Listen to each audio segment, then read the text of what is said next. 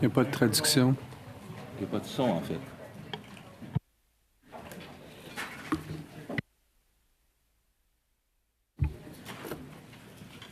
Okay. I'll start again. Call the meeting to order. Trade.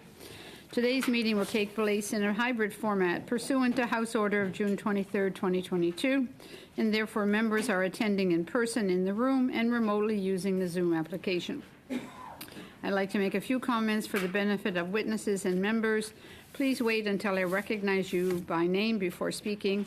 When speaking, please speak slowly and clearly. For those participating by video conference, click on the microphone icon to activate your mic, and please mute yourself when you are not speaking.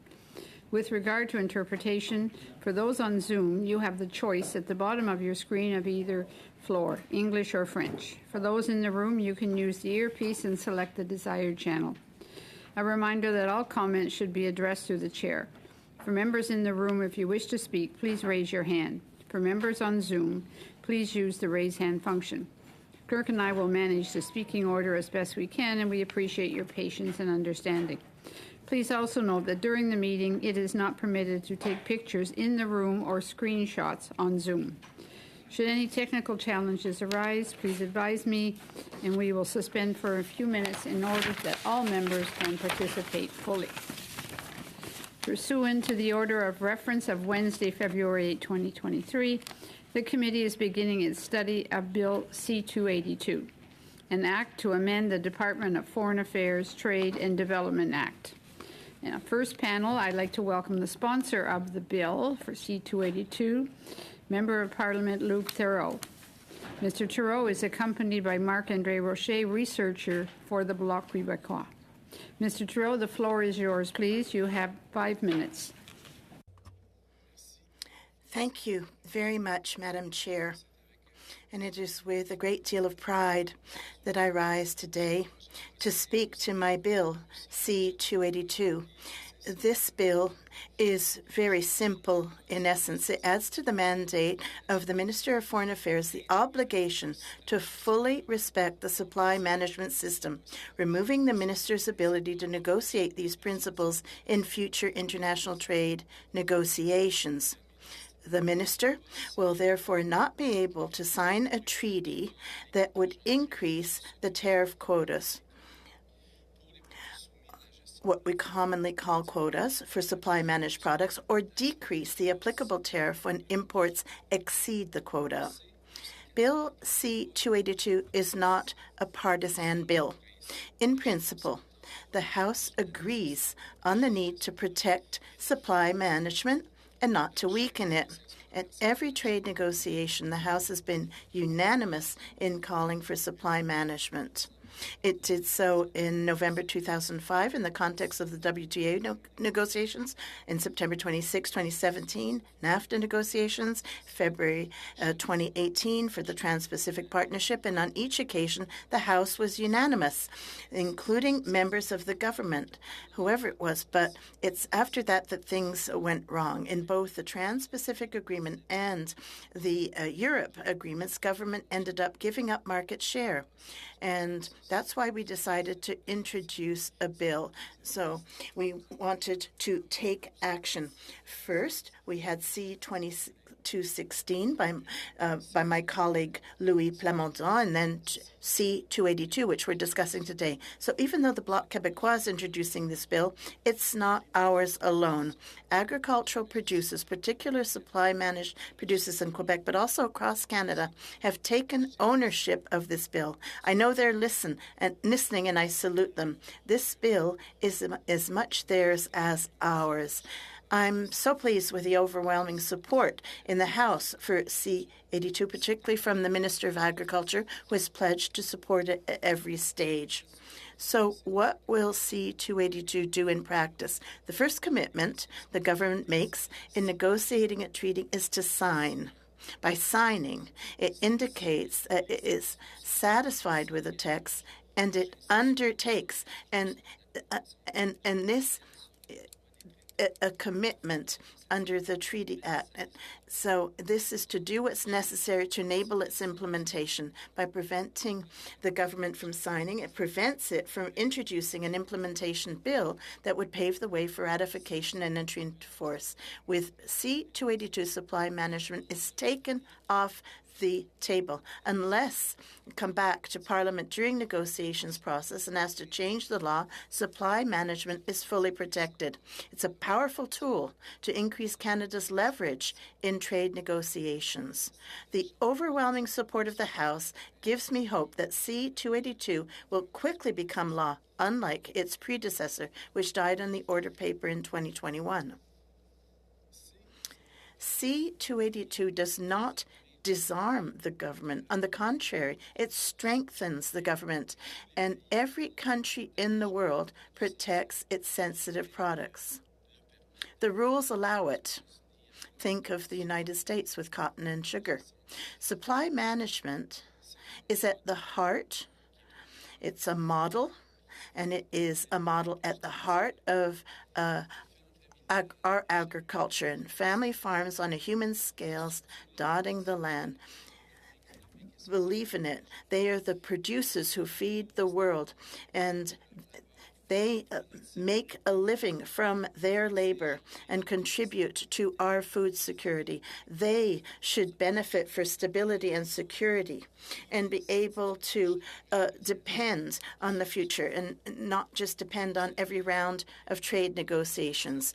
The American mega dairy producers can completely supply the Canadian market with their surplus alone. The largest American egg producers could supply the Canadian market alone. This shows how fragile our producers are under supply management, and that's why they're counting so hard on you.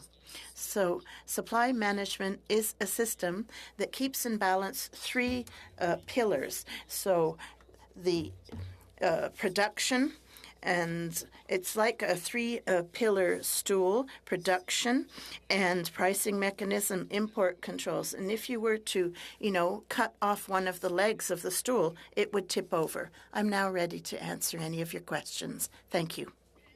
5-minute mark, sir. So thank you very much. Mr. Seaback for 6 minutes, please. Thank you very much, Madam Chair, and thank you, Mr. Thériault, for the private member's bill. I'm the proud representative of many dairy farmers in my riding of Dufferin-Caledon. I know how hard they work. I know how innovative they are to bring fantastic quality products to Canadian tables. I do have some questions with respect to this bill. So my first question is this. Did you consult any other agricultural groups with respect to what their views are on this piece of legislation? And if you did not, why not?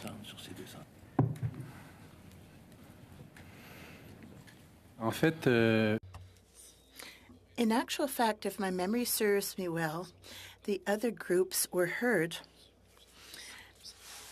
during the debate on C-216. So you would have to go back and look up the Blues to see their viewpoints. Did you actually get in touch with any of them to discuss the bill? Are you talking about which groups exactly? We did visits, trade fairs. We did not crisscross Canada, if that's your question. Although for supply-managed producers, the Canadian Federation does support the bill, the UPA in Quebec. Numerous groups support it. There is a very broad consensus of support. I should have brought the sheet I used during the press conference. I don't know if you were able to see the press conference. There were numerous producers at my side supporting the bill. So I would say that pan-Canadian, pan-Canada-wide, there is a big, broad consensus for supply management. So outside of agricultural groups, did you consult any other industries, for example, aluminum, steel, if they thought that taking a supply management out of the minister's ability to negotiate an international trade agreement, how it would affect their opportunities within a trade agreement? Mais non. No, absolutely not. I didn't want to insult them. It would have been insulting for them that I tell my supply management producers we're going to go and consult other groups, and we're going to put ourselves in the government's stead, sit at the negotiation table and see if we have the agreement of everybody else so as not to sacrifice our faith. I don't really understand the meaning of your question. I think that all those producers governed by supply management have already given a lot. In 3 agreements, what they've lost, they will never regain. It's not any kind of compensation that will enable to recoup what they lost. And those producers need predictability. Very often, the implications are that these producers are very indebted. And when you see with each round of negotiations this threat of losing market share, I think there comes a point in time when you can no longer deal with the pressure. It certainly in Quebec and also in Ontario over the years, we had to put in place. So if I look at from Statistics Canada, the cash receipts for dairy products from 2010 to 2021, they were $5.5 billion in 2010, and they're $7.39 billion in 2021. This is after the trade agreements have been negotiated that you suggest are problematic. That's an increase in revenue of over 40%. If we look at actual milk production from the farm, again, this is from Statistics Canada, Government of Canada, from 2014 to 2021, there were 78 million hectoliters produced in 2014, and in 2021, there were 95 million hectoliters produced. So where's the damage that you're talking about as a result of these agreements? Ben, écoutez, Well, listen, what we have with the excess production system is the loss of hundreds of farms per week. It is clear with what you're saying there is the system works despite the problems created, but it cannot continue. And you know what the threats are as well as I do. There are some major mega producers that are taking over farming at a grand scale. And we do not want to see our farms disappear because they are not capable of competing. Very much, Mr. Seebeck. On to Mr. Varani for 6 minutes, please. Donc, bonjour, Monsieur. Good afternoon, Mr. Thériault. I'm very pleased to see you here and to discuss this bill and that which had been presented by Mr. Plamondon earlier on. Now, we are the party that created supply management, and we are the party that will always defend it. I was interested in your discussion with Mr. Seebeck.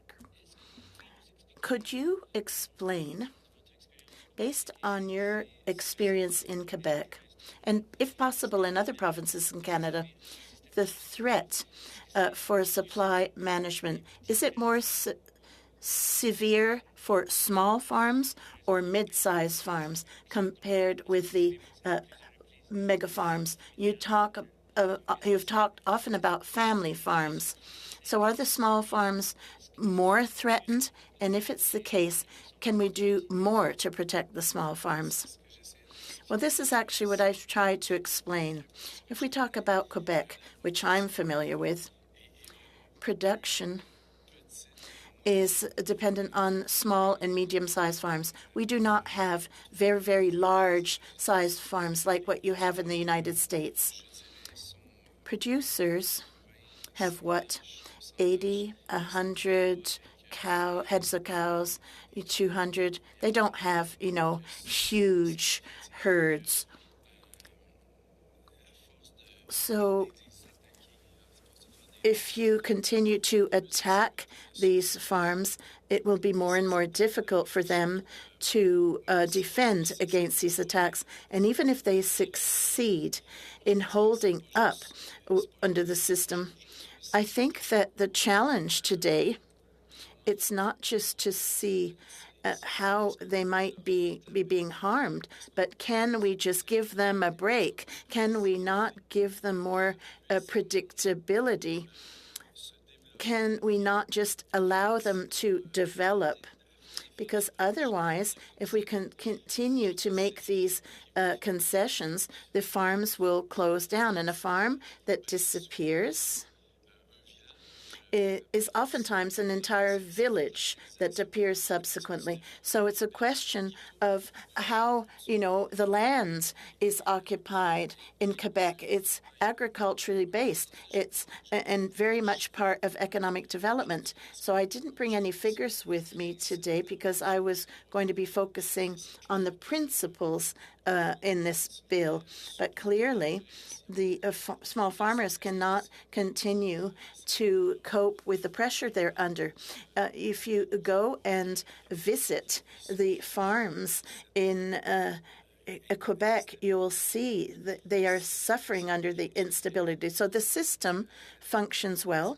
We believe that it's something we should, in fact, promote and export because we've seen the efficiency of supply management in terms of food security. We witnessed that during the pandemic.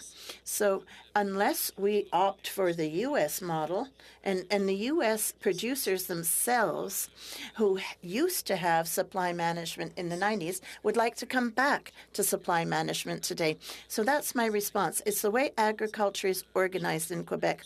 In Quebec, we would suffer even further with trade negotiations that were to neglect our sector. It's interesting, the mention of the United States.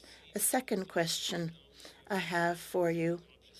With the previous bill, Mr. Plamondon's bill, have you noted any other jurisdictions in North America that have a similar supply management system to us that are trying to protect their agriculture and have any best practices that we might be able to follow? In the United States, they are very much subsidized. That's the route they followed. We have followed supply management. It's a balanced system, and it enables us to provide quality. The United States has excess production and a lot of waste, and it's, in fact, the surplus that they want to send our way. But our producers are very proud of the quality of their product because there is quality control of their production, which allows everyone in the supply chain get their fair share. And if we were to decide to start playing playing the game of, giving other countries markets here. Of course, the United States are the first interested in our markets, but we would lose our 3 pillars. That's my answer. So the supply management system that we've put in place is a lot more effective. We eliminate the possibility of surplus because we're managing the supply. No, there's no excess production. It's very rare. It did happen at the beginning of the pandemic, but adjustments were made very quickly. So, throwing milk down the drain in the United States is done regularly. We, if it happens, or if we hear it's happened, I can tell you, the reaction is very quick and adjustments are made. Tremblay for 6 minutes, please. Bonjour, mais Good afternoon. Thank you for being here. I have questions for Mr. Thériault, but Mr. Rush, you're welcome to add. It is my impression to be attending the same film I watched 2 years ago. So part of, the chamber's going to be in favor, but we're going to decide that it's a bad bill in the end. Now, I hear that there have been these concessions, but yet, despite that, the system has never functioned so well. Mr. Thériault, can you explain the reason for this bill? It is true that successive governments in the last 15 years have supported supply management. Yes, indeed. And they put their hand in their heart and they pledge to supply management. And it is true that the House unanimously, with no dissenting voice, reasserted its support to the system. Yes, exactly. And I've said this repeatedly. We voted unanimously to protect our producers governed by supply management. And, well, what happens, though, at the negotiation table, that is the sector where there's a sacrifice of market share. And so what we're concerned about is between implementation and signature. And this is what's important. If a government, be it conservative or liberal, were to decide to lend support in principle, but then get to the negotiation table, the bill would mean that it's non-negotiable, just like what other countries do in regard to other products. So the mandate would be that this is not on the table. And the negotiators would be able to say, this is our Parliament's decision. And if ever there was that kind of intent, I don't know due to what type of malice that the House was not respected, they would have to, because of this bill, come along and table an entirely different bill in the middle of negotiations, which would be futile. Now, you've given the example of the United States that has legislation that protects sugar and cotton quotas. So for U.S. negotiators, they have that protected. Do you think that that this type of legislation would weaken negotiating parties? No. What about the European Union? They don't have a similar law, but they have transparent debates amongst their members of parliament, and negotiators get mandates, which sector they will promote, which sector they might protect, which ones are untouchable. Do you think the European Union would be weakened by this kind of process? No. And it is my impression that these mandates that Parliament gives negotiation are respected at the table. So it's often been said that the agreement with the European Union, CETA, was to favor Western beef at the detriment of cheese. So we have to accept a few concessions, but we would progress overall. Now, the European market is closed for other reasons. So in the end, it would not have even had the effect that was counted on. Now, I listened to this argument that we shouldn't put all our cards on the table. We need to keep a door open. I'd say we're going to be continuing to sacrifice along the way. Is your analysis the same as mine? Well, if I had a different analysis, I wouldn't have tabled this bill. I think we can't fool ourselves. We cannot think that we're going to be able to negotiate on the backs of supply-managed producers. After all, it is a system that works. It's a balanced system, and it's a system that have repercussions that go far beyond the simple production of milk, eggs, or poultry. It actually structures the social, economic, regional development in Quebec. So this bill would actually fill a void, that which is that, words are not enough. Exactly. I'm not a negotiator. and I don't think anybody seated here has been at a negotiating table for trade agreements, but it's been 3 times that we, get taken advantage of. So put yourself in the shoes of the producers. They're putting their trust in you.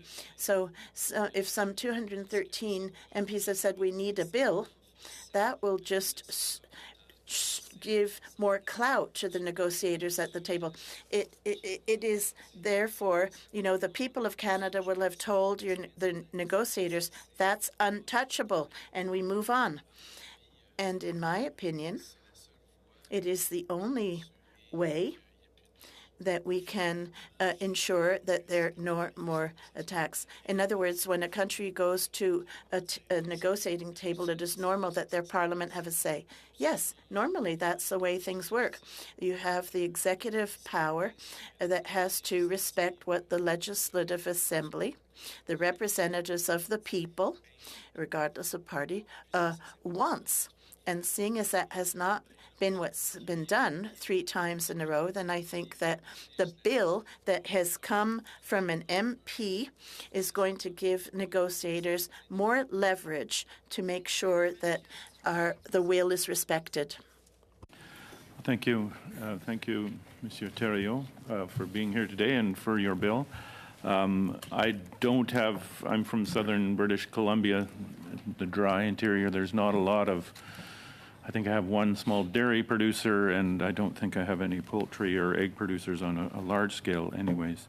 But I guess I'm more interested in the other countries, the foreign markets, and how they affect us and how those countries support their agriculture producers. My son lives in New Zealand, in the middle of the North Island. It's in the middle of the dairy producing part of New Zealand. New Zealand's one of the big dairy producing countries in the world.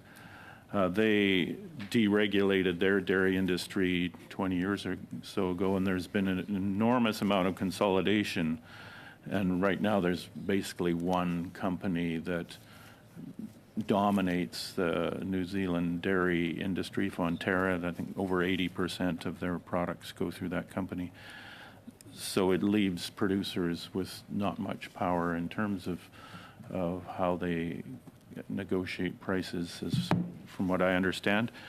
And I'm just wondering if you can maybe tell us how those countries like New Zealand, Australia, the United States, how they are forced to support their agricultural producers when they don't have a supply management system, what mechanisms they have to use and how effective or ineffective they are. Oui. For the United States, I've already talked about that. For New Zealand, I would prefer I give the floor to our expert. The beauty of the supply management system is its stability. When production or imports or prices are not regulated, you end up with very fluctuating prices. When they're low, the small producers die. So these fluctuations in market will, as you explain, give rise to concentration to the largest producers. Now, and there are periods when prices are low, so those are compensated with massive subsidies. But that's not what we need to do here. And, I mean, it allows their producers to sell under production because the difference is compensated by subsidies, but it makes our producers it's hard for them to compete. That's why we need to protect them. If ever there have been hits to open up, 200, 300% markets, those market shares have been filled because, our producer will sell cheaper than them. But this is why we have to safeguard the system, included the customs tariffs, because our producers are not supported by government the way our competitors are. I'd just like to also talk about, one might think if you don't know much about the whole system that a producer under a supply management regime would have life easy. They wouldn't have to innovate or do things like that. But it strikes me that it might be the other way around, and I'm just wondering if you could perhaps comment on whether and how innovation takes place in either system.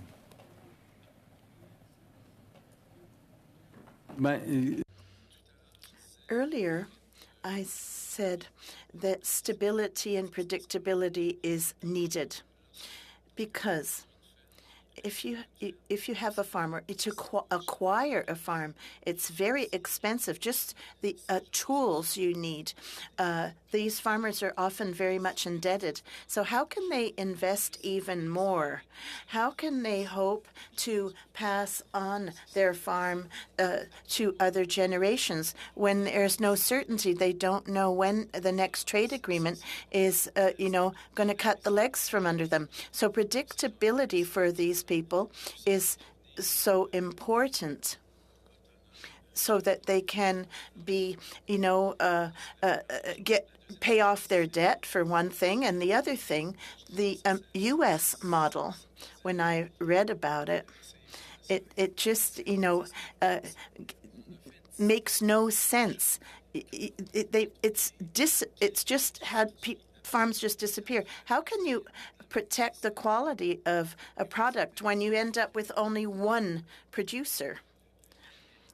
The U.S. milk, there are lots of problems with U.S. milk. I don't know if Marc-André, you'd like to add?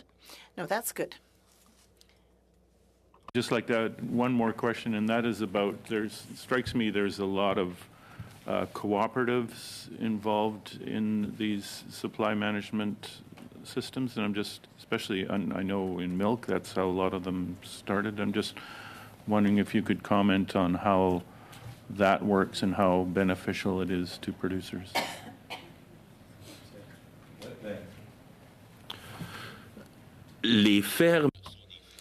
Farms are family farms. The marketing process means pooling the milk together. The larger cheese producers or milk producers are oftentimes cooperatives. Just next door, we have the Laiterie Outaouais or Agro Pur. It's one of the largest cooperatives in Quebec. In fact, it's bought up a number of U.S. cheese producers because the small ones were going bankrupt for the very reasons I was explaining. So our system is more solid. Thank you very Thank much. you. On to Mr. Merci. Baldinelli for 5 minutes, please. Thank you, Madam Chair, and thank you, Mr. Thériault, for being here. Mr. Roche, thank you for joining us. And like my colleague indicated earlier, I have a number of dairy farms and farm families in the Niagara region. Previously, prior to getting into elected life, I had the pleasure of working with representatives of the dairy farmers of Ontario for a number of years. So I know the importance of the supply management system and those that it impacts, particularly on the farm families. I just wanted to follow up with some of the questions that were asked earlier in notions of consultations that you had undertaken prior to the design of the legislation. And I was wondering, did you seek a legal opinion on the legislation, whether or not it would be WTO compliant?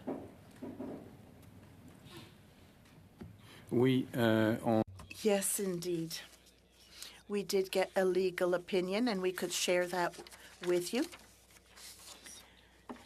There was an issue that was raised. I don't know if that's where you're headed about Crown privileges, but we do have a legal opinion.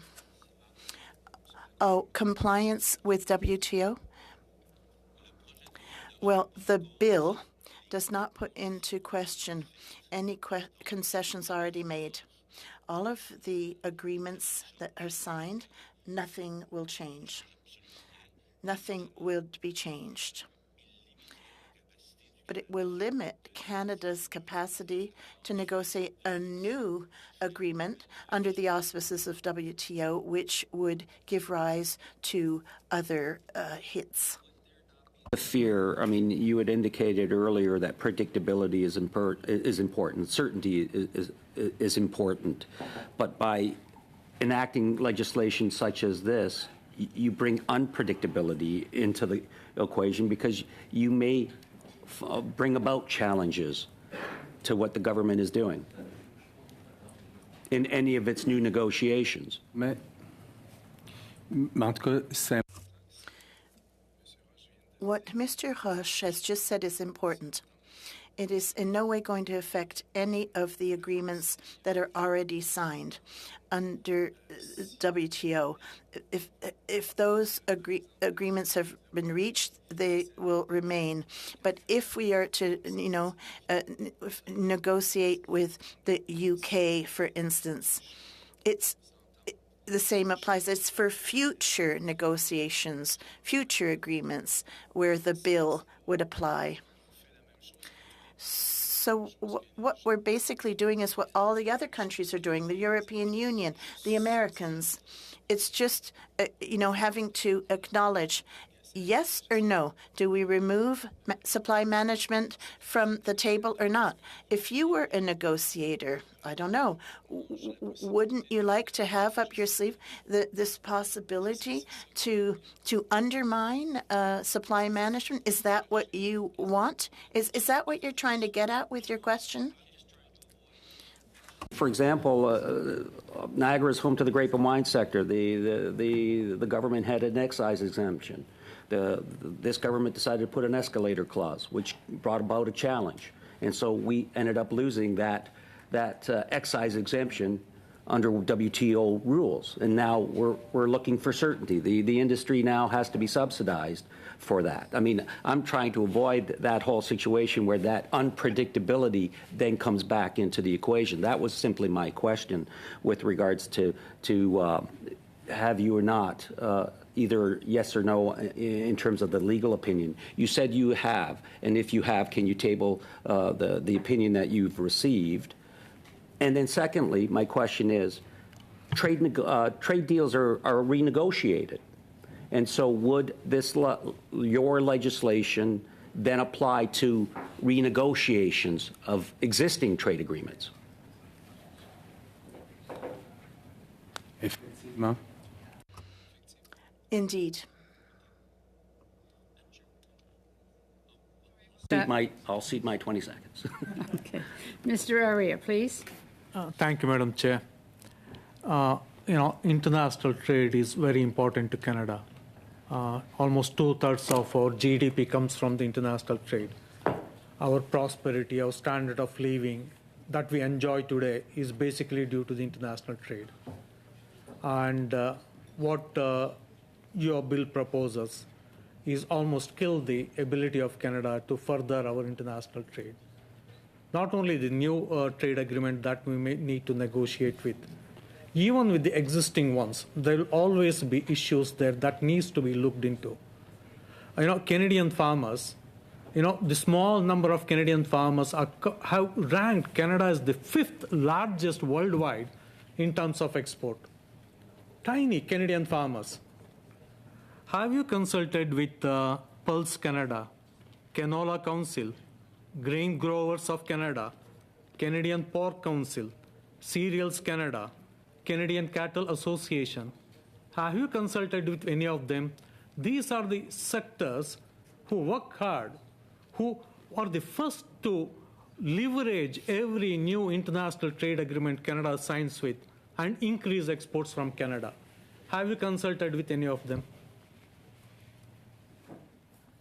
Ce que je comprends par What I've understood from your question is that you are opposed to the bill and you are opposed to protecting supply management and from removing it from the negotiating table? Agri-Food Trade Alliance, which represent 90% of Canadian farmers, producers, food manufacturers, and agri-food business who depend on trade, strongly oppose this bill C-282. What do you say to them? Moi, je pense que c'est inexact. I think that is inexact. Please give us that information and we'll examine it. And we'll also look into it because the wide range of groups that were with us last week during our press conference were all in favor. And there were processors amongst them. So I don't know who you were talking about. Sorry. Please. Sorry, Madam Chair. I would like to ask the witness again. The 90% of the farmers and agri-food businesses who are represented by Canadian Agri-Food Trade Alliance, they say that they totally, strongly oppose Bill C-282. And, while I was listening to your comment, I heard, listening to the witness's comment, Madam Chair, I heard the fluctuations, how when it fluctuates downwards, the small producers will get decimated. The same thing applies to every single industrial and business sector. So every single sector can demand a clause like this, bind the government from not negotiating anything to do with their sector when it goes in for new free trade agreement negotiations. It means that the Canadian international trade has to collapse down. Is that not it is? Je suis pas de I do not share your opinion.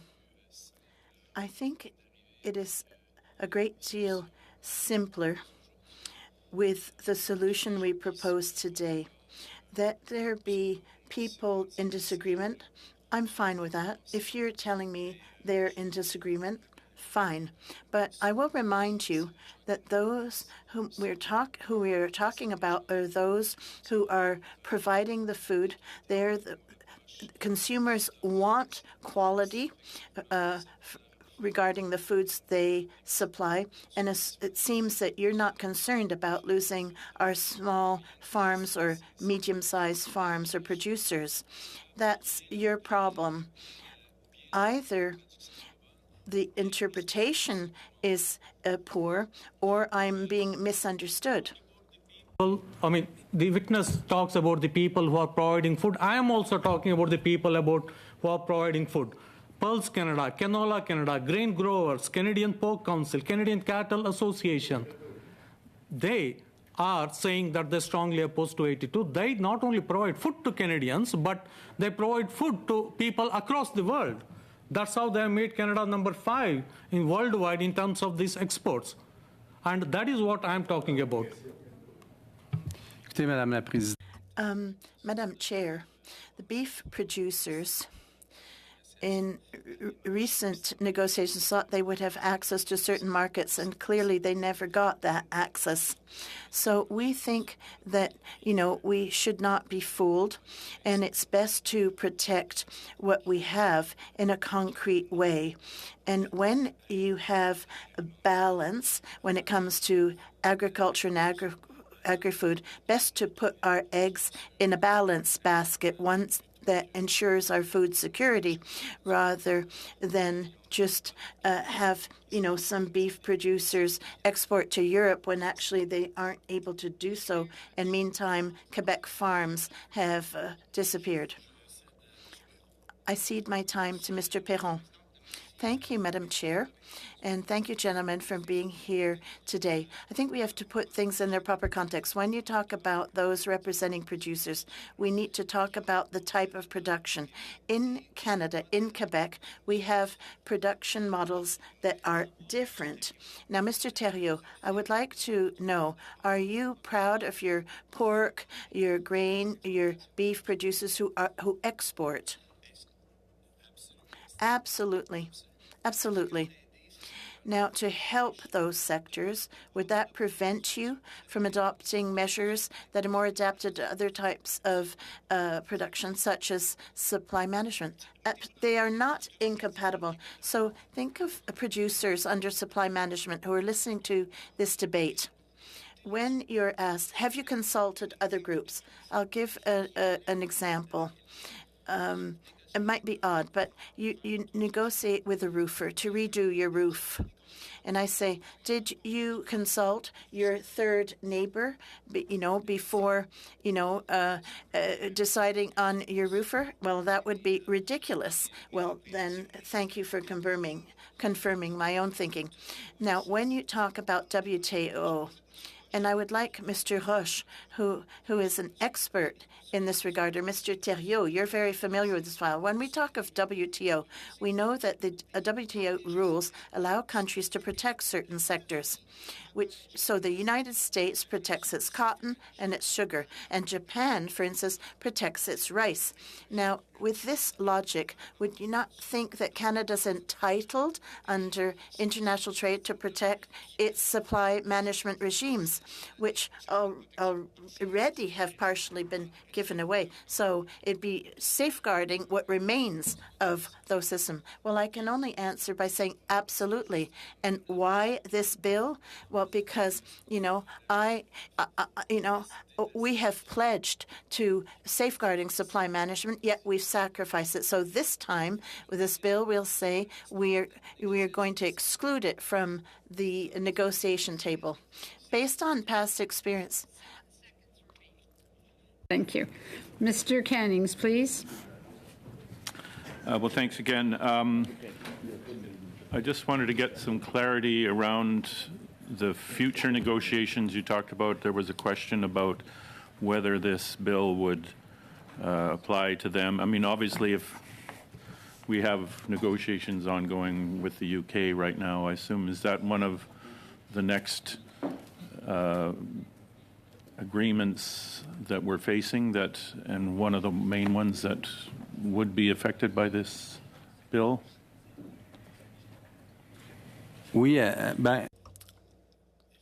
Yes. If we were to, adopt this bill quickly, it would strengthen the hand of the negotiators at the table. When the UK was part of the European Union, there was market share that was conceded. Now, I think that they should negotiate a place, something, given what's already been conceded. But it could give us leverage were we to adopt this bill quickly. Certainly, that's the way it could be applied. Would you like to add anything? In 1994, the Government of Canada conceded a little bit more than 5% of its market. So that quota that could be distributed to countries. An agreement was reached with with Europe in 2000. They put in the treaty that they would have access to some of that share that was conceded, and it didn't disadvantage us here, and everyone was happy. I think that's the kind of arrangement we could have with UK. They could continue to export their cheddar if they want to, without extra coming here. I say Kuzma, for instance, or the Pacific Partnership, we've given up 3% or so in each of those. And when those come up for renegotiation, would this bill set those back to zero and they would be out, or would they just say no more than whatever has been agreed to? No, it would not be retroactive. What is done, unfortunately. But what comes down the pipe in the future, there would be, no concessions made in regard to supply management. But it would not be retroactive. You would not start from scratch all over again. No, you'd start from where we are now. To Mr. Martel for 5 minutes, please. Merci, Madame. Thank you, Madam Chair. Thank you for being here, Mr. Thériault, Mr. Roche. Very interesting. I would like to know how supply management helps small farms and the vitality of small rural areas. It's a matter of being able to control the three pillars I mentioned earlier. When you can control production, you can control price, and everybody in the chain will get their fair share. And when you also can control your imports, people can plan their production. They can, plan their revenue. And this is what we've seen unfold in Quebec. We've seen entire villages emerge, surrounded by villages. So you have one farm, two farms, three farms. Then you have the schools that are built. So when you attain that balance, if producers manage well under supply management, their villages are sustained. But if they cannot keep producing, the village dies. And our economy, our rural economy, is founded on that balance. We decided to adopt an agricultural model. And we're talking about basic foodstuffs. And if you look at inflation today, I think that those products are the ones that are performing the best, even though they are affected. But we are feeding our families that way. Thank you. You've explained that well. In your opinion, the relevance of supply management in the Canadian economy, not just the Quebec economy, well, it's the same thing. It will depend on the sector. We know that the dairy sector is also very important in Ontario, and also egg producers, poultry producers. I mean, it's from one ocean to the other that we have producers. Now, I'm talking more about what I'm familiar with when I answer your questions. I, crisscross Quebec. I know Quebec. But it's fundamental. It's from one ocean to the other that we have to ensure food security with this model. That is clear. And it is such a pity that we would have even thought that some types of production, could be opened up, and for that you would sacrifice something that's exportable, because we can feed people with this system. Well, consulting outside experts. Mackenzie? No, legal experts, especially in constitutional law. And I'll repeat my question. Have you consulted, constitutional law experts? Have they told you about potential negative effects on trade agreements that might be renegotiated in forthcoming years? We do have a legal opinion concerning one of the objections formulated last time regarding the Crown privilege, and we will send that to you. And the Supreme Court also examined this. So we know that what we're doing is entirely appropriate. As to the other aspect, Marc-André? If you say you're going to send those documents, all right. Would the bill still be necessary if the government were to compensate more effectively and more quickly the farmers? Yes. Ask the producers about compensation. Compensation will never replace their long-term losses. And keep in mind that compensation often arrives 3-4 years later. Think of the Maritimes, regardless of the government. It is prior to signing that the bill intervenes. So regardless of the government will, no government would be able to renege on its word and sacrifice supply management if our bill is adopted. Some people think that it's with the implementation that you can fix things. No, the bill would have an impact at the negotiating table before signature. And I'm talking about the commitments under the Vienna Convention. Là-dessus. À moins que you votre very much. gouvernement soit Sorry to un interrupt. jour ait pas envie. So, it has to be binding on governments. Thank you, Madam Chair. And first, I'd like to say, coming from West Coast of British Columbia, we as parliamentarians heard so much about the success of Canada's supply chain management system. But I'm wondering, as someone from Quebec, what does supply management actually means to producer in Quebec?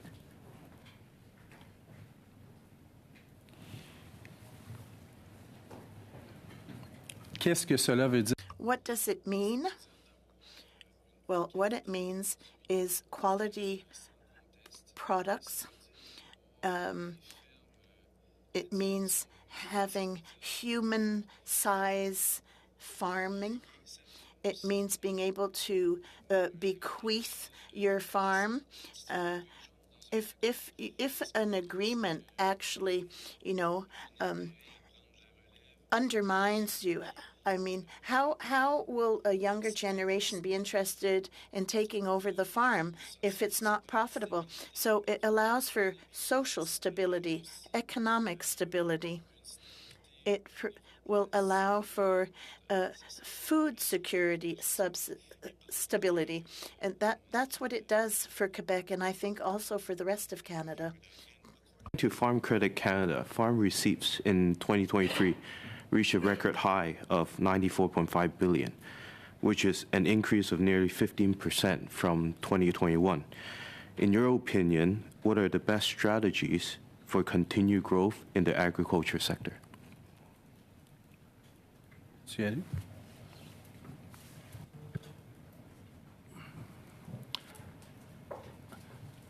Les revenus agricoles.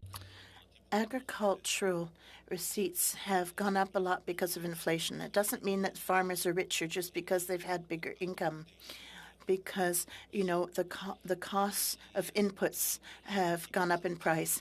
Now, what's been conceded in recent agreements do not come into effect immediately.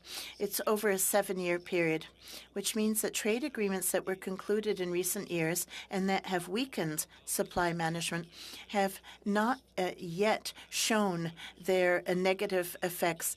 That'll be measurable in the coming years when in industry manufactures, more high added value products, the farm income will not keep up because their markets will be eaten up by subsidized producers. For products that are not governed by supply management, I don't have an answer for you. And do you have any other suggestions as how we can strengthen our farming sector, and in Quebec, given the importance of the sector, and also in Canada as a whole? Mais tout à l'heure, Earlier, when I answered one of Mr. Canning's questions, I talked about the importance of predictability, and I mentioned it also in my opening remarks. Producers need to be able to invest. If you can guarantee that we're no longer going to undermine that balance, I believe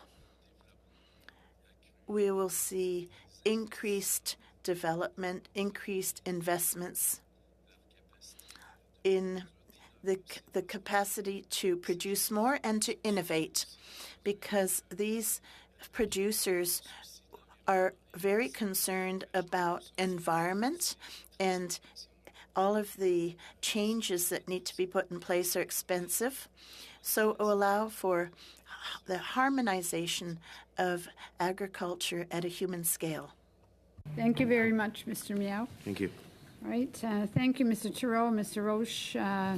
Thank you for your information. Thank you for the bill. And it looks like it'll be a very interesting study. All right. So thank you very much. I will suspend for a moment while the next panel comes to the table, please.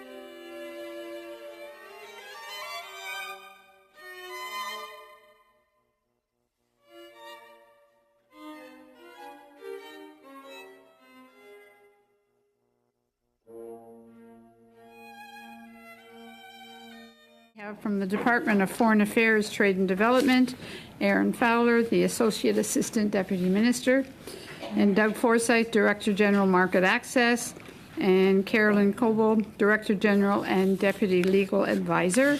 And from the Department of Agriculture and Agri-Food, Tom Roser, Assistant Deputy Minister, Market and Industry Services Branch. Thank you all for coming back to see us again. Mr. Fowler, I'll put the floor over to you for opening statement of up to 5 minutes, please. Madam Chair, honourable members, thank you for the invitation to appear before the Standing Committee on International Trade on its review of Bill C-282. The bill proposes to amend the Department of Foreign Affairs Trade and Development Act such that the Government of Canada cannot make any commitment in an international trade treaty that would have the effect of increasing tariff rate quota volumes or reducing over-quota tariff rates for dairy products, poultry, or eggs. The intent of the bill is consistent with the long-standing Government of Canada policy to defend the integrity of Canada's supply management system. In practice, this policy has allowed Canada to successfully conclude 15 ambitious free trade agreements covering 51 countries, while preserving Canada's supply management system, including its 3 pillars of production control, pricing mechanisms, and import controls. New market access for supply-managed products has been provided only at the WTO and in 3 free trade agreements: the Canada-European Union Comprehensive Economic and Trade Agreement, or the CITA, the Comprehensive and Progressive Agreement for Trans-Pacific Partnership, or the CPTPP, and the Canada-United States-Mexico Agreement, or CUSMA. The decision to provide increased market access for supply-managed goods in the context of these negotiations was not taken lightly. Such commitments were accepted only where it was deemed necessary to conclude free trade agreements that were in Canada's overall economic interest. For instance, these agreements allowed Canada to maintain its preferential access to the United States market and to secure significant new access to the EU, Japan, and other important foreign markets. It is important to highlight that while new access for supply-managed products was provided through these agreements, the integrity of the supply management system itself, including its 3 pillars, was fully maintained. In recent years, the government has made clear its commitment to take no further market access concessions for supply-managed products in future trade negotiations. In line with this publicly stated commitment, Canada's most recently concluded trade agreement, the Canada-United Kingdom Trade Continuity Agreement, did not provide new market access for cheese or any other supply-managed product, even though this was an important issue for the United Kingdom in the negotiations.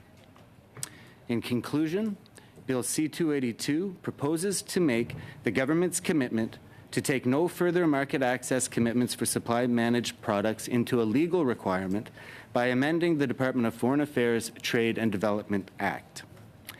This would strengthen the policy of defending the integrity of Canada's supply management system by enshrining it into law. Along with my colleagues here today, I welcome the committee's questions. Thank you. Thank you very much, Mr. Fowler. On to Mr. Roser, please, for up to 5 minutes. Merci, Madame la Présidente. Mesdames et Messieurs. Thank you, Madam Chair. Ladies and gentlemen, I appreciate the opportunity to appear before the Standing Committee on International Trade on its review of Bill C-282. AFC works closely and supports Global Affairs Canada in advancing Canada's free trade agenda, playing an important role in trade negotiations, particularly in areas related to market access for agricultural goods. As said by my colleague, Aaron, the Government Canada has had a long-standing policy to defend the integrity of Canada's supply management system for dairy, poultry, and eggs. And this includes commitments made by the Prime Minister and the Minister of Agriculture and Agri-Food to not provide any new market access for supply-managed products in future trade agreements. The bill is consistent with this policy. Canada's supply-managed dairy, poultry, and egg farmers are part of the backbone of rural communities across the country, generating almost $13 billion in farm gate sales in 2021 and creating over 100,000 direct jobs in production and processing activities across Canada. And with respect to the market access provided to Canada's trade partners, it has only been provided in exceptional cases in regards to landmark trade agreements such as the WTO agreement, the CETA, the CPTPP, and CUSMA. While not taken lightly, these trade agreements are overwhelmingly favorable to Canada and to the overall benefit of Canada's agricultural sector. It's important to remember that the original negotiating position of the United States was the full elimination of the supply management system. The outcome in CUSMA, while difficult and challenging, allows the supply management system to continue functioning with respect to its three pillars. The Government of Canada is also fully and fairly compensating producers and processors of supply-managed commodities who have lost market share under the three agreements. As announced this past November, dairy, poultry, and egg producers and processors are expected to share more than $1.7 billion in direct payments and investment programs in response to the impacts related to CUSMA. This is in addition to the over $3 billion in direct payments and investment programs for CITA and CPTPP. These programs will help drive innovation and growth in the supply-managed sectors. In conclusion, the integrity of the supply management system has been successfully defended during multiple trade negotiations. The Government of Canada is working hard to ensure the supply management system remains strong and that producers and processors operating in this system remain productive and sustainable. Bill C-82 would protect these sectors from additional market access concessions in the context of future trade negotiations, and as such is fully consistent with existing policy. Thank you again, Madam Chair. Along with my colleagues, of course, be happy to answer any questions committee members may have. Okay, thank you very much. For 6 minutes, Mr. Carey, please. Thank you very much, Madam Chair, and thank you to the witnesses for being here. First of all, I think everybody's in agreement we have to support our farmers. They work really hard, and without them, no food on the table. I'm getting a lot of emails, though, from constituents. You know, the price of things these days. Butter, I think, was $7.99 for a pound of butter. Milk, they see these dumpings on TV where large quantities, and they're saying there's something not right here. And when you think of supporting the farmers, you know, I think a lot of them are skeptical. I listen to the farmers in my caucus, and they have to compete. You know, they've got these carbon taxes to pay. They're being told they can't use a certain amount of fertilizer. Costs are going up.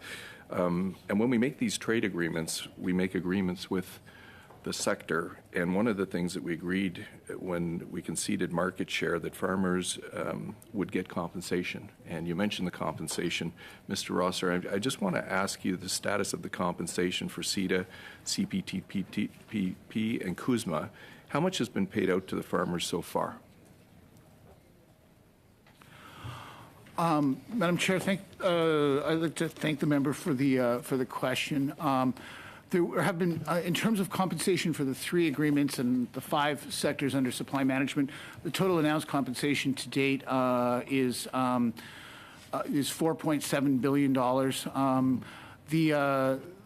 Because this was done in multiple programs targeting multiple sectors, both producers and processors, that in terms of the actual quantum that's been fully paid, it would be into the billions of dollars. I would be delighted to provide the committee a written response and detailed response in terms of the quantum of funds committed to date under the various programs that have been established. That would be great, thank you. If you could do it for each agreement, how much has been paid out, how much is outstanding? Because right now, farmers are saying, you know, there's a lot of costs, they have to be competitive, we want to be supportive. Another thing they were promised in the CUSMA, the minister had promised the dairy sector that she would not include caps on the export of milk protein concentrates in CUSMA. I was just wondering, were these caps included in CUSMA? And if so, what impact will those caps have on future value-added milk and protein concentrates?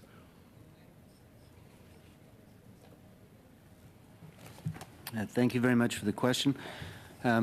There were export-related provisions that were included in the CUSMA that apply to 3 specific dairy products that are set out in that agreement. Mm-hmm. Those are not caps as such. Rather, they establish an export threshold for the products in question. Exports below that threshold are free to leave the country. Exports above that threshold attract a specific export charge that depends on the product in question.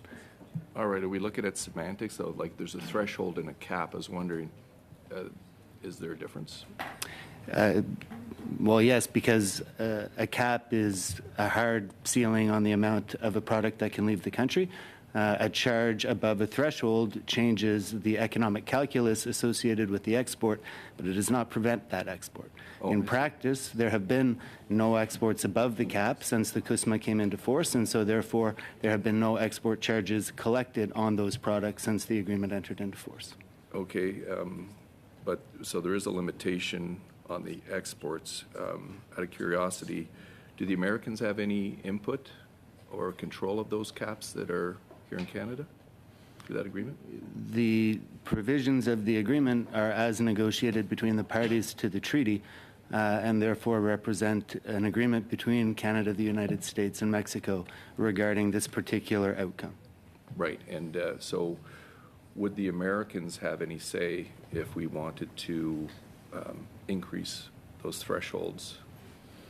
Well, the provisions that are contained in the agreement are legally binding and enforceable provisions, and so they're not subject for one country to change. Similarly, the United States cannot change aspects of the agreement that are of interest to Canada unilaterally.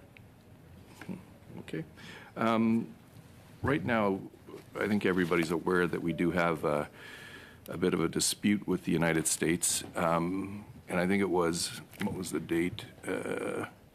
The 20th of December 2001, dispute settlement panel determined that Canada contravened CUSMA's obligations, but we could retain the supply management system. On the 31st, just a week ago, 2023, the United States again requested an establishment of a dispute settlement panel relating to Canada's dairy policies.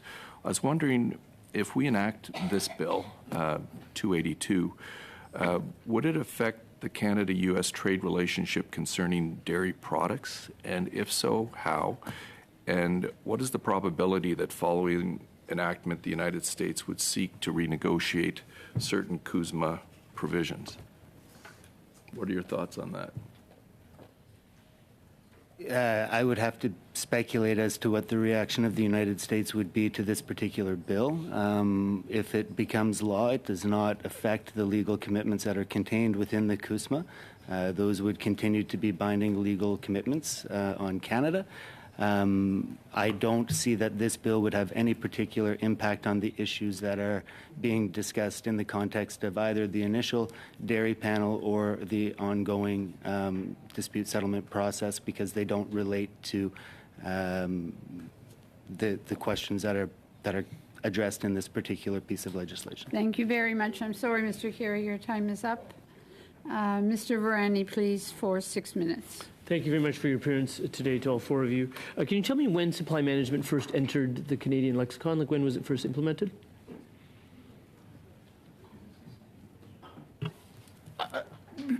Madam Chair, thank you it's a very good question. I'm not sure it has a precise answer, but for example, the Farm Products Council of Canada, which runs the supply management system for many of the products under supply management, celebrated its 50th anniversary last year, so it dates back to the early 1970s. It was in the 1960s and 70s. It was in that era that the system came into the forerunners of its current form, but I'm afraid I can't offer a more precise date.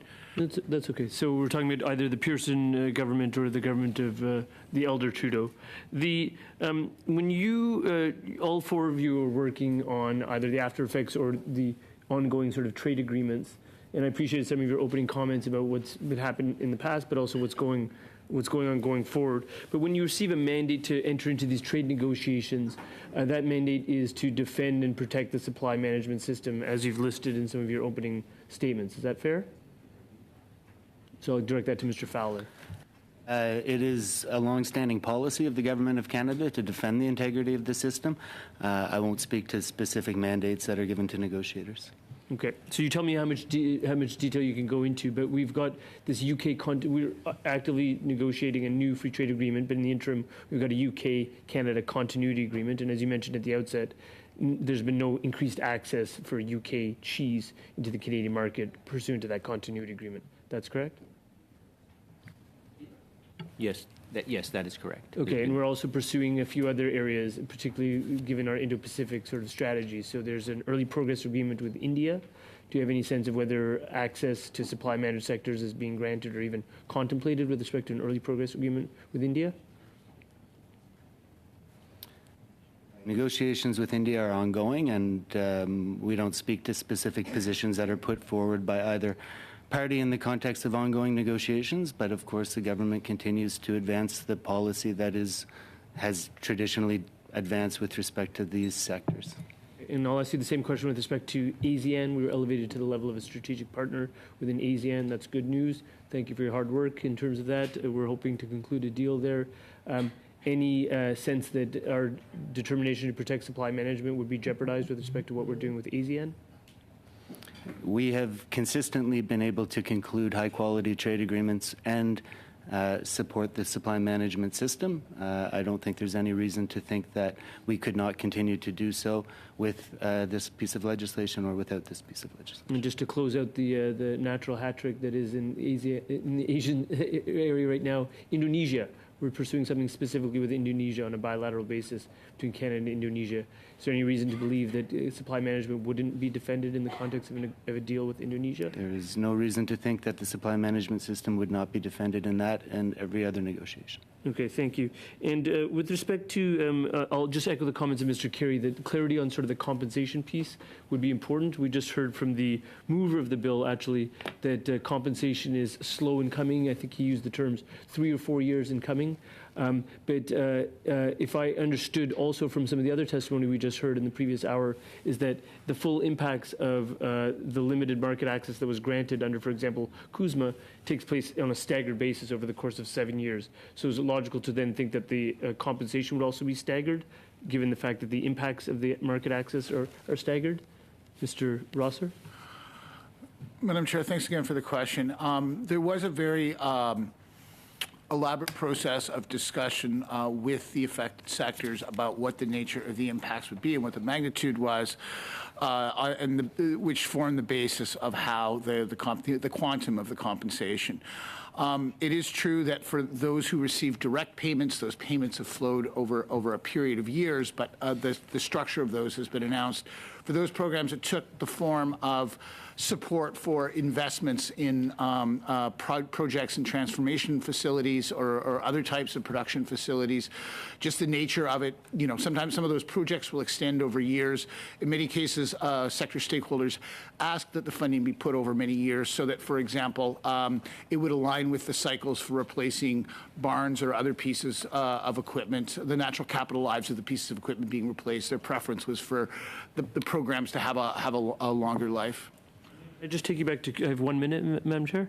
Can I take you back to the CUSMA negotiations? Because I think you provided some useful reminders about CUSMA. And there were times, I remember, in that first parliament that I sat in when people, including parliamentarians from certain parties in the House of Commons, were urging Canada to just take any deal. Any deal is better than no deal.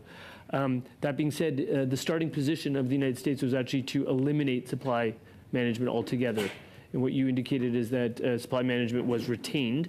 There was a bit of market access that was granted, and compensation either has flowed or is flowing based on that. Can you walk us through, to the extent you were able, a bit about how that supply management negotiation worked and how Canada stuck to its guns in terms of protecting the bulk of our supply managed system?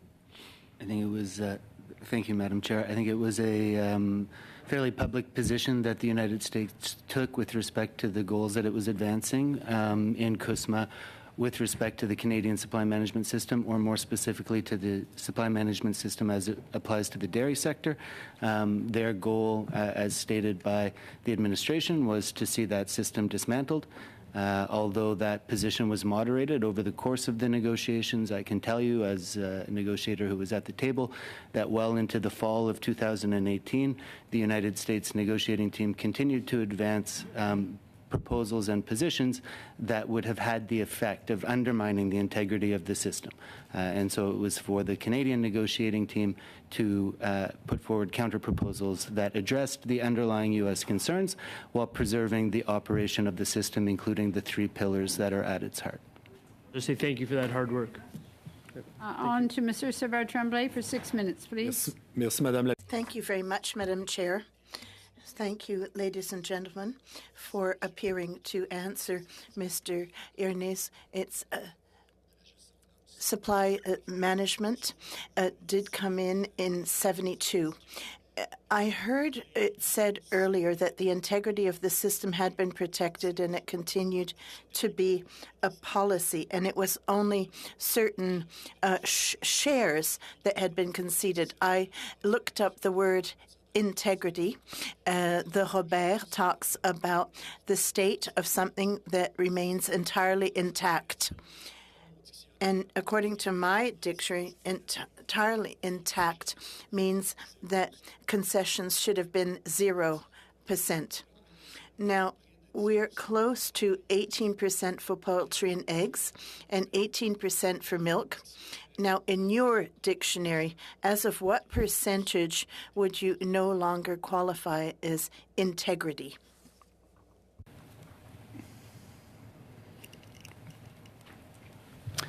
The system, Madam Chair, continues to work as it is designed. The import pillar provides predictability to Canadian planners and the Canadian Dairy Council with respect to what the requirements for Canadian production will be to meet the needs of Canadian consumers with respect to dairy and other supply managed products, because the volume of imports is finite, fixed, and known, and therefore predictable for planning purposes. And that basis, I consider the integrity of the system to be intact. I'm going to ask my question once again.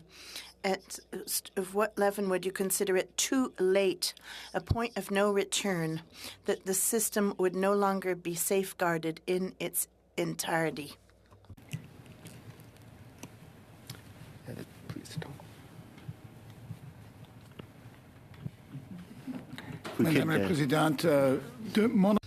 Madam Chair, I agree with what Aaron has stated. It is the pillars that are important to the system.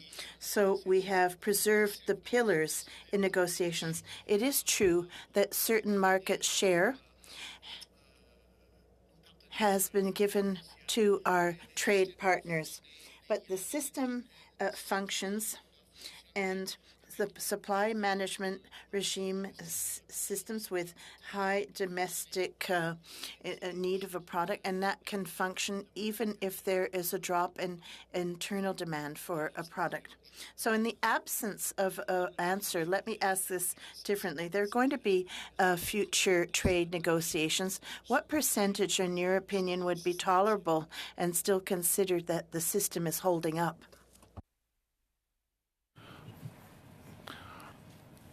Madam Chair, in my opinion, it's the integrity of the system. I mean, it's impossible to identify a level or an amount of market share that would put at risk the integrity of the system. The system continues to exist. We've seen an increase in demand for products governed by supply management. So additional market share would put the system at risk. If you were to concede more than what has been conceded, there would be real danger. Madam Chair, just as Aaron indicated earlier, the government has committed that there will be no more concession of market share. I have here a quote going back to October 4th, 2015. The future Prime Minister of Canada, and he became Prime Minister, Rajakanna says, no way of touching supply management. Now we have only the commitment of the word. Why would it be worth more today compared to 2015? I can share the government's position that the concessions that were given were made in exceptional circumstances. So this bill would strengthen the position, would help to ensure that words or promises would be honored, and this on a legal basis. Madam Chair, I would agree that that is the objective of the bill. Perfect. 50 seconds. 50 seconds. Well, I thought I had covered quite a few of the questions. So now, is compensation total at this point in time? Madame la Présidente. Madam Chair, if I've understood the question, yes, the level of compensation offered to the sectors was balanced and represents the total estimate of the value in loss of shares. So we cannot expect anything more in this regard. No. That's it. Mr. Cannings for 6 minutes, please. Okay, thank you. And thank you for being before us today. I think I just want to get my head clear around the UK situation. After the UK left the EU, we had the CIIT agreement. You said the continuity agreement said no more access, no greater access. How much access does the UK have now, and where did that access come from? Like, what agreement does it come from? Thank you for the question, Madam Chair. So yes, prior to leaving the EU, the UK had access to the CETA quota, which was negotiated as part of the overall agreement when they were members of the EU. So that was 16,000 tons of cheese and 1,700 tons of industrial cheese. Having left the EU, they were no longer entitled to that access. We had suggested to them that they approach the EU about that. They did, and the EU said, you are not entitled to this. You're not an EU member anymore. So that leaves them with access to our WTO quota. So our WTO quota is for cheeses of all types. It is about 20,412 tons. That WTO quota is divided into two pools.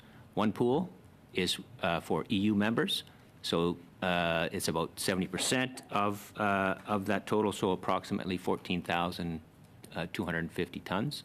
Okay, given that the UK is no longer a member of that, in theory they should no longer be entitled to it. However, as part of the TCA, the Trade Continuity Agreement, negotiations, we provided them, we allowed them to continue to access that pool while we are in discussions for a bilateral agreement. So as of today, they have the ability to access that part of the pool, so approximately 14,270 tons. So then that WTO pool, what's happened to the rest of the EU's access to that pool? Has it shrunk, or have you just added? No. It's fixed. It is fixed, and all EU members are entitled to that pool.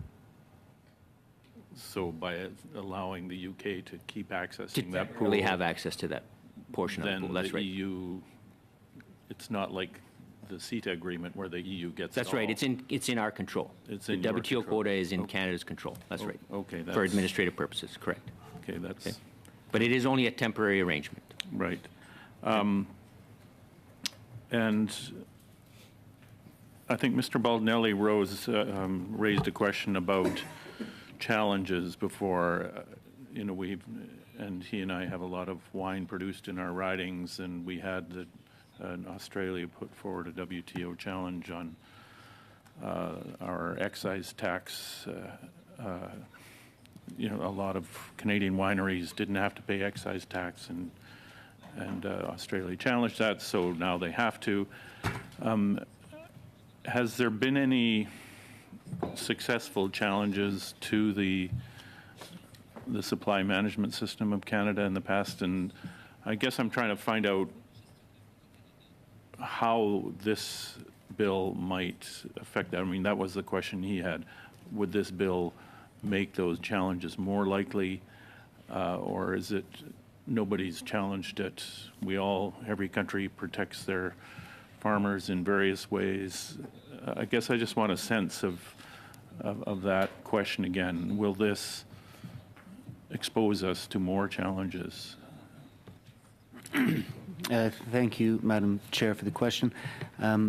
The way the bill is structured, it would apply prospectively, so it would only apply with respect to future negotiations and future commitments that the government may consider with future partners. As such, it should have no particular impact on Canada's existing commitments that are contained in agreements that are already concluded. I would see no reason to believe that this bill passing would subject us to any greater risk of a challenge with respect to the commitments that we've already taken on. There have been challenges in the past, both at the WTO and under our FTAs, that were focused on aspects of the Canadian supply management system. The initial panel under the CUSMA that was referred to in an earlier question was brought by the United States and focused specifically on aspects of Canada's TRQ allocation and administration regime for supply managed products, for dairy products. But this bill, in my view, would have no impact with respect to the existing commitments or subject us to any higher level of legal risk in that regard. Thank you. You have 32 seconds. Okay, just quickly then, what about the other countries and their subsidies or whatever, how they're protecting their sectors, and what does Canada do about that? Countries, thank you, Madam Chair. The countries deploy a variety of tools and policies to protect and advance the interests of their agricultural sectors. In some cases, this includes subsidization. In some cases, it's tariff protection for the domestic market. When we negotiate with these countries, we try to secure concessions from them that respond to interests that are brought to our attention by Canadian agri-food stakeholders, other stakeholders. It has been suggested that other countries have legislation in place that is similar to the bill that is before the committee. I must say that to the best of my knowledge, I am not aware of any Canadian trading partner that has a legislated prohibition on the negotiation in a specific area. Thank you very much. On to Mr. Seaback for 5 minutes, please. Thanks very much. And I know these are tough questions, and I appreciate the answers that we're getting here today, but I think this is it's a really important issue. So quick question first. Is there a sunset clause in either CPTPP or CITA?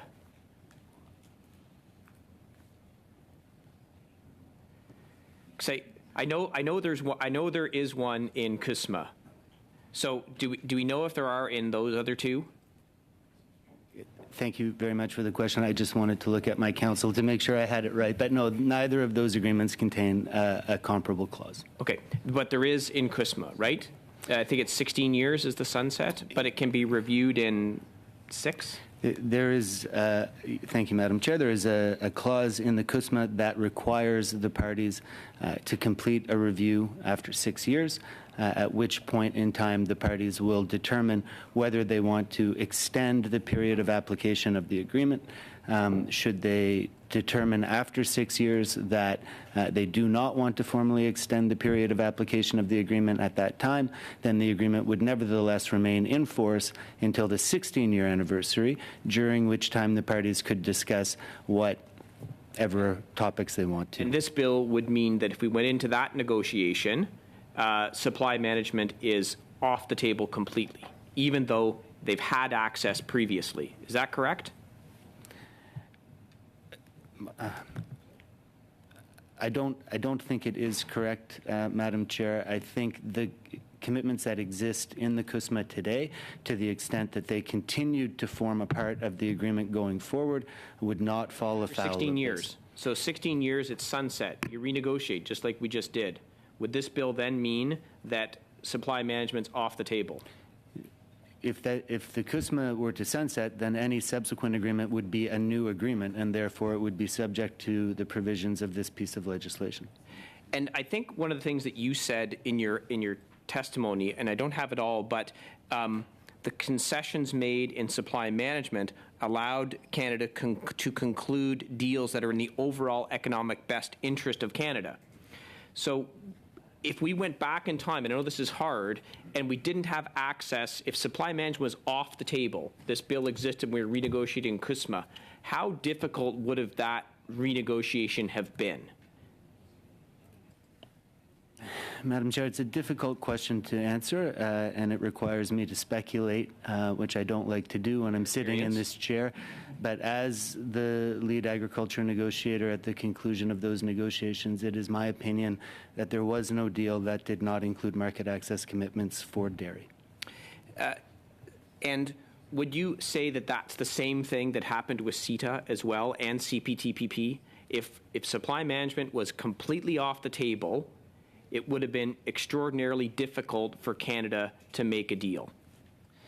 Yeah, Madam Chair, I was not a part of the negotiating teams for either of those negotiations. However, the stated policy of the Canadian government during both of those negotiations was that they would make no concessions. So having ultimately determined that such concessions were necessary, I can only conclude that failing to do so would have put the deal at jeopardy. And so I lost my train of thought, darn it.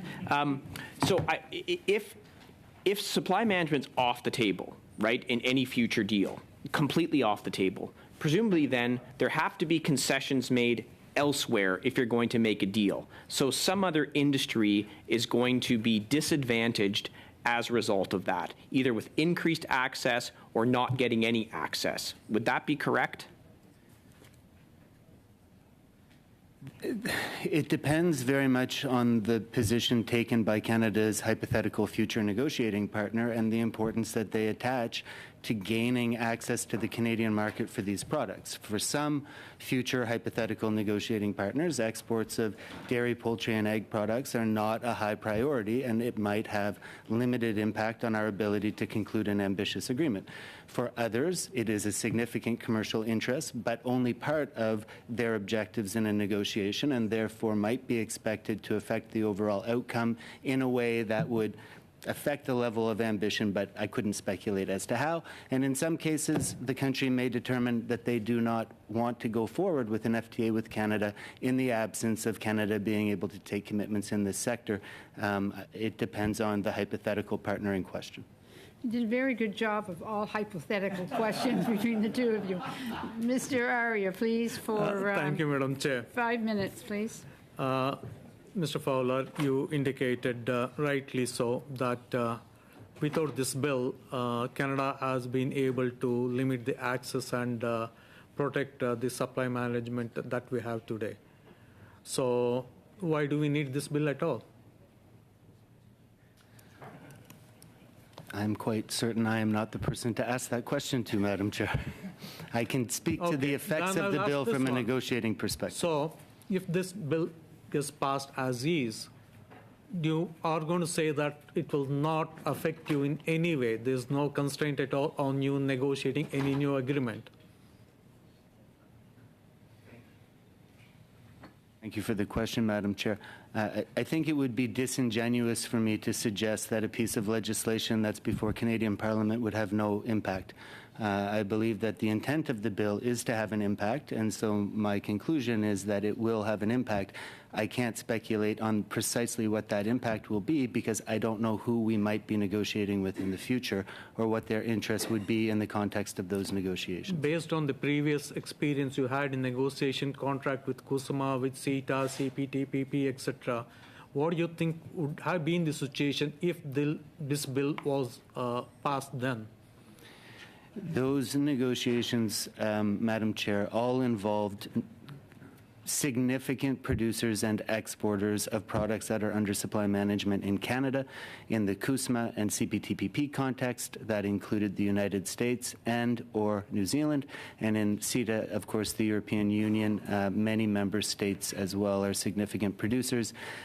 In the context of those negotiations, these issues were of significant interest to our negotiating partner. With other countries, it would be potentially less significant. Sorry. So, Madam Chair, so you're stating that your hands will be tied, sort of, if this bill was there. Or coming back to, say, CUSMA, the next President of the United States may act this again and say it wants to renegotiate. So with this bill, if it passes, how will Canada's position will be in those negotiations?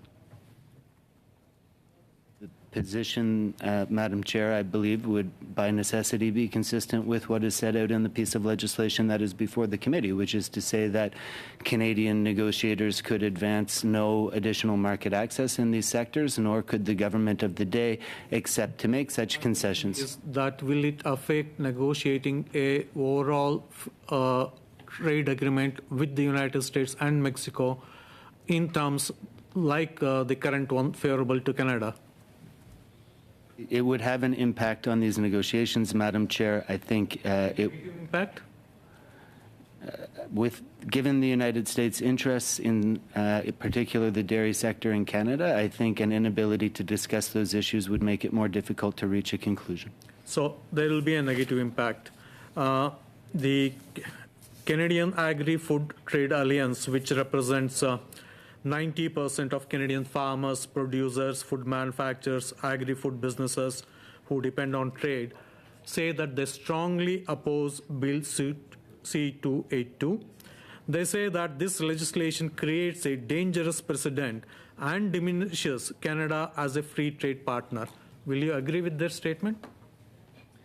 Thank you, Madam Chair. I am familiar with the statement and the views of the Canadian Agri-Food Trade Alliance and their concerns. I've discussed these issues with the Alliance in the past. I think it is the job of Canadian negotiators to ensure that we operate to the maximum advantage of Canadian industry stakeholders, irrespective of the mandate and operating environment in which we have to work, and we will continue to do that. The Canadian agri-food sector, the small number of people have made Canada the 5th largest worldwide in exports. If they say that this bill is going to affect the Canadian farmers and agri-food industry, do you think they're wrong? Perhaps, Madam Chair, I could just offer that as we've already discussed the position of the Agri-Food Alliance, my understanding is the Federation of Agriculture has expressed support for the bill. They represent both supply-managed and non-supply managed sectors. I think it's fairly typical, just given the structure of Canadian agriculture and agri-food, that there's a diversity of views within segments of the sector on different questions of trade policy. Okay, thank you very much. Ms. Ursula Tremblay for 2.5 minutes, please. I'm going to let Mr. Perrault ask the question. Thank you, Madam Chair, and thanks to the witnesses. I'd appreciate brief answers. So this is represents 95 of exporters, and so I think that's important nuance for the committee. Mr. Fowler, there are 16 agreements that have been negotiated without giving any concessions on supply management. Doesn't that prove that it's possible to negotiate agreements without concessions on supply management? Yes, it is possible, yes. Merci. Thank you. Earlier you said that the intention of a government is to protect the sectors under supply management, and this is in the last 3 agreements. I know that the intention of government was to give 0%. Nonetheless, during negotiations, given exceptional circumstances, if I've understood you, you did have to give away market share. If I understood you correctly? Madam Chair, market access commitments were made with respect to the dairy, poultry, and egg sector in the CUSMA negotiations. Yes. Okay. Merci beaucoup. Thank you very much. Is there an awareness, or may I ask you, true or false that the U.S. is contesting and will always be hungry for those sectors. Would you agree with that assertion?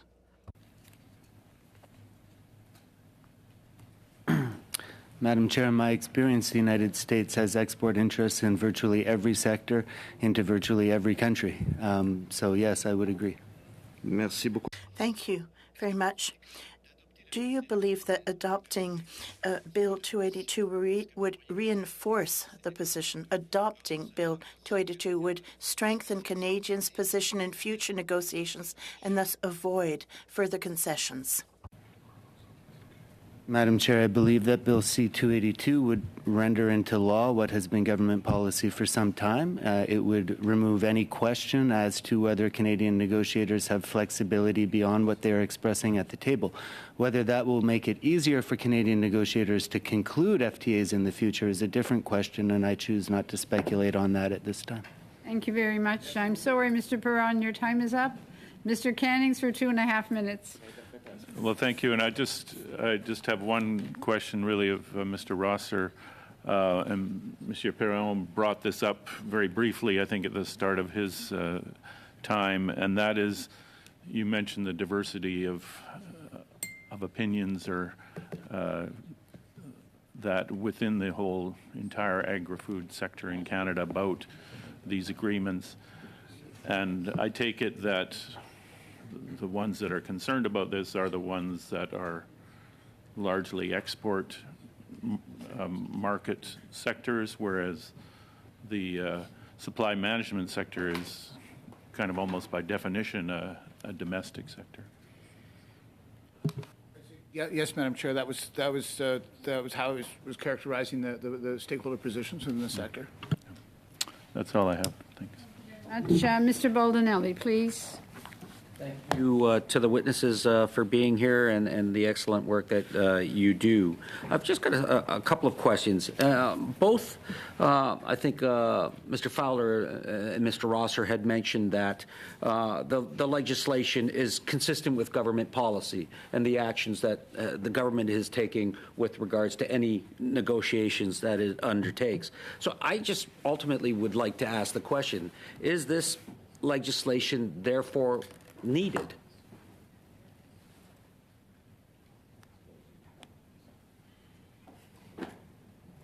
Needed from what standpoint, Madam Chair?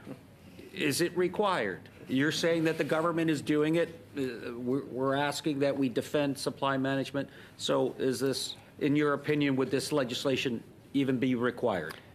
Madam Chair, Canada has in the past regularly concluded ambitious, comprehensive free trade agreements that do not make commitments with respect to market access for supply managed goods in the absence of this piece of legislation. And so therefore, I would conclude that this legislation is not required in order to achieve such outcomes. Thank you on that. Quickly, just I'd like to ask the question, is it true the government recently opened up supply management in their Ukraine goods remission order? Madam Chair, yes. Pardon me. In the context of its support for Ukraine in the face of Russia's illegal invasion, the government has taken a number of steps to make it easier for Ukrainian businesses to enter the Canadian market, and that includes a temporary remission order that would cover supply managed products as well as other products of Ukrainian origin. Now, do we know how long that temporary order is in place for? It is in place for 1 year from June 9th, 2022 until June 9th, 2023, Madam Chair. Thank you. And would C-282 have prevented the government from including supply management in the Ukraine goods remission order? Thank you, Madam Chair. No, it is not our belief that it would. The access to the Canadian market that's been provided to Ukraine is a unilateral action taken on the part of the Government of Canada. It is not a treaty obligation, and therefore I do not believe that it would be covered by Bill C-282. Thank you. Mr. Meow, do you by chance have, I have 1 minute left if you have a question, or someone else on the side? Let's Does do it. anyone have an Yeah. outstanding question? Yeah, I can Okay. answer the question. So as we know, Government of Canada has a long-standing policy to defend the integrity of Canada's supply management system for dairy product, poultry, and eggs. Knowing this, can you tell us how Canada has successfully negotiated numerous free trade agreements? Thank you for the question, Madam Chair. Canada and Canadian negotiators deploy a variety of approaches and strategies to conclude FTAs that are in the best interest of the Canadian economy overall. When we encounter difficult issues in areas of sensitivity to Canada or to our negotiating partner, we try to identify alternate means of addressing the underlying interest. There have been different strategies that have been deployed in different negotiations that have satisfied, I think, the interests of both parties sufficiently that they felt comfortable concluding the agreement without including market access for supply managed products. That is always our goal when we sit down at the negotiating table, is to find a way through difficult issues. We can often put these to the end of the negotiations, and it's possible to trade off some of the difficult issues on both sides. That's how we often manage it. Thank you for that. All right, thank you very much to our witnesses. It was a fascinating afternoon. A few other points got raised. Thank you. Till the next time. Witness lists for 282 by Tuesday, February the 21st, if you have any additional witnesses. March 6th, we're going to deal with draft reports from the Arrivacan study and the Inflation Reduction Act. So please, ensure that witnesses are for 282 are in. All right, thank you all very much. Move adjournment.